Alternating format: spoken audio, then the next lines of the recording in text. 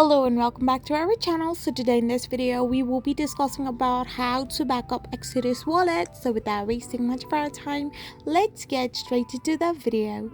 So to back up your Exodus wallet, all you need to do is simply tap open your Exodus app on your MacBook. So once you have tapped it open, you need to go in the backup section, and there you need to now create your password.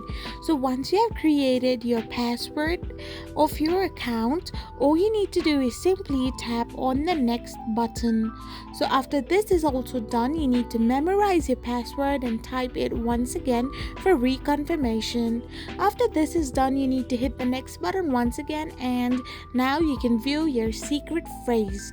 So once you have viewed your secret phrase by tapping on view secret phrase, you need to write these down in order, as you need this to later recover or restore your account. So once you have written it and memorized it, you need to hit the next button and you are all set with a backed up Exodus wallet account. So by following this, you can recover your app or your account later. I hope you found this video helpful, so don't forget to hit that subscribe button and do give us a thumbs up. We will be back again with these informative videos.